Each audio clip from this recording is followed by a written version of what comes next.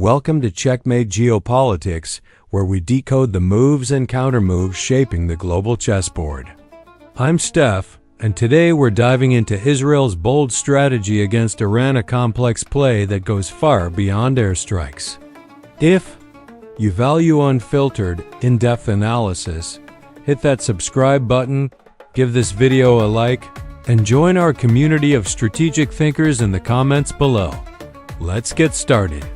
In the dead of night, American B-2 stealth bombers struck deep inside Iran, targeting heavily fortified nuclear facilities buried under layers of concrete and mountain rock.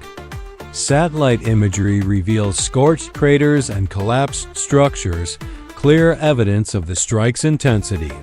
But the question remains, did these attacks achieve their goal, or have they set the stage for a broader, more complex conflict? One critical issue looms large. Approximately 400 kilograms of 60% enriched uranium remains unaccounted for. Months before the strikes, Iran quietly relocated this stockpile, likely anticipating an attack. If enriched further to 90% a straightforward process, this material could yield enough fissile material for up to 9 nuclear devices. As long as this stockpile remains hidden, and as long as Iran retains any capacity to develop such technology, Israel's leadership, particularly Prime Minister Netanyahu, will view the conflict as unresolved. With the complete elimination of Iran's nuclear program off the table, Israel appears to be shifting its strategy toward a different objective: dismantling the systems that protect and sustain Iran's nuclear ambitions. Early in the conflict, Israeli airstrikes extended far beyond nuclear sites. They targeted regions like Kurdistan, Mahabad, and Tabriz, not solely for their military significance, but because these areas represent Iran's fault lines. These are regions where ethnic diversity and historical grievances weaken national unity, making them ripe for unrest. While a ceasefire may hold on paper, Israel's actions suggest a broader aim, not just destruction but disruption. By fracturing Iran's periphery, Israel may hope to destabilize its core. Adding to the intrigue, former Crown Prince Reza Pahlavi has intensified his media presence, positioning himself as a potential leader of a post-regime Iran. He claims the Islamic Republic is on the verge of collapse, but the narrative feels orchestrated. His social media engagement, likes, shares, and comments remain suspiciously consistent even during Iran's nationwide internet blackouts. How could a grassroots movement thrive when most Iranians were offline? Patterns suggest his support may be amplified by automated accounts rather than genuine domestic backing. This suspicion is reinforced by a coordinated push on platforms like X, where numerous Arabic-language accounts have promoted Pahlavi using near-identical messaging designed to go viral. Mainstream media, particularly outlets with specific editorial slants, have echoed this narrative, raising questions about a deliberate effort to manufacture the appearance of a popular uprising within Iran. To understand these complex dynamics, I rely on a variety of sources to piece together the bigger picture. At Checkmate Geopolitics, we're committed to cutting through the noise and delivering clear, unbiased analysis.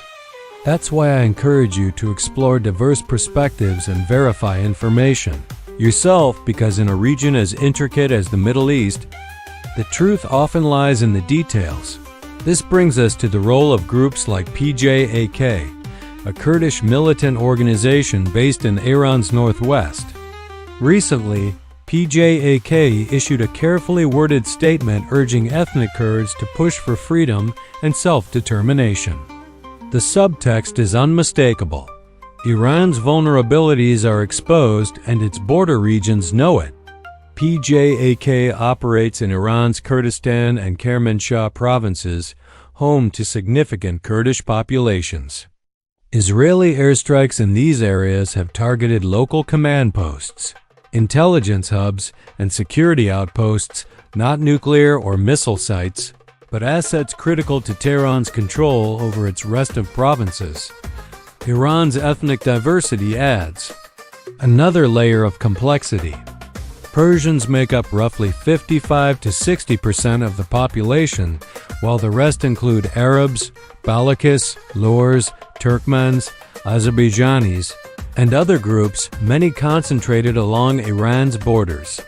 The country's rugged terrain has historically isolated these communities, fostering distinct languages, traditions, and identities.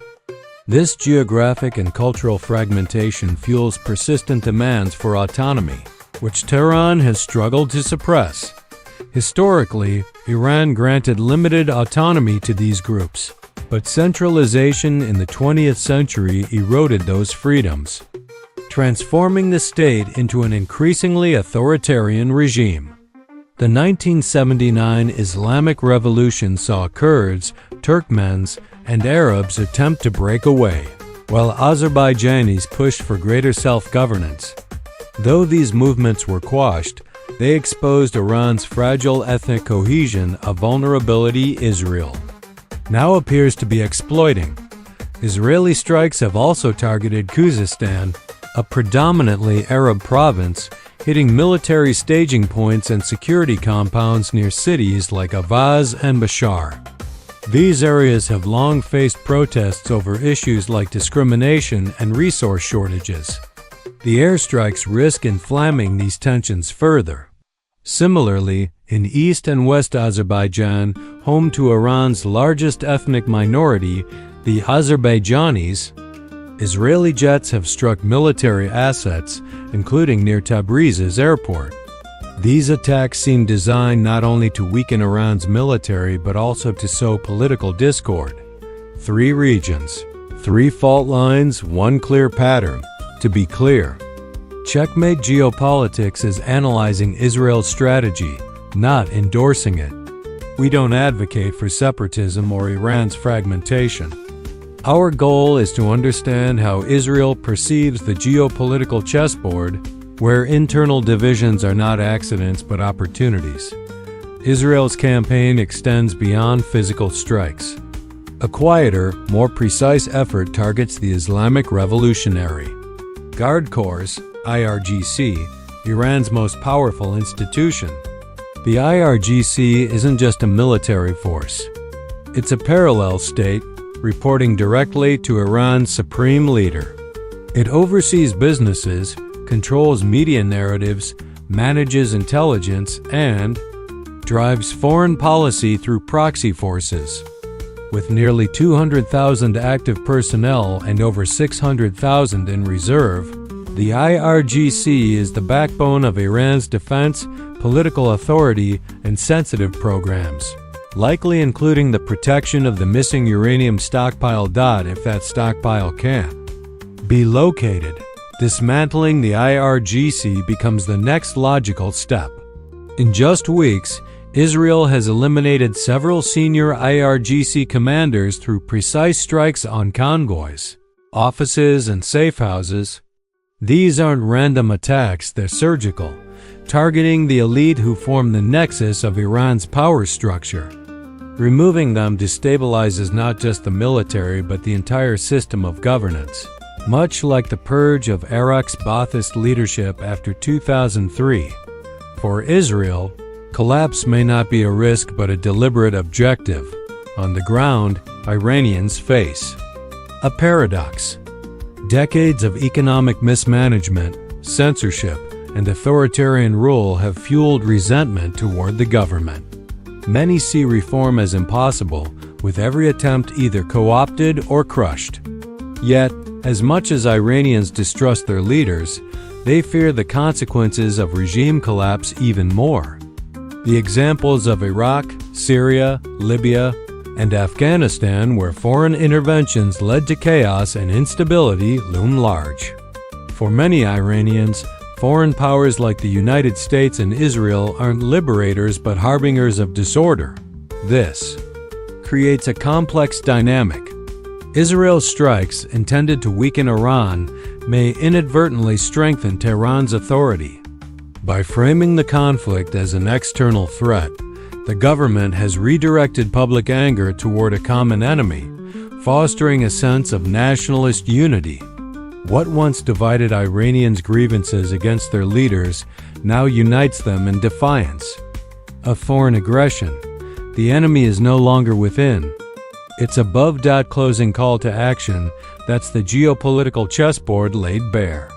If this deep dive into Israel's strategy sparked your interest, don't miss out on more. Subscribe to Checkmate Geopolitics and hit the like button to support our work. Share this video with anyone curious about the forces shaping our world. And drop your thoughts in the comments. How do you see Iran responding to these moves? For more strategic insights, follow us on X and visit our website at checkmategeopolitics.com. This is Steph, signing off. Stay sharp and see you in the next analysis.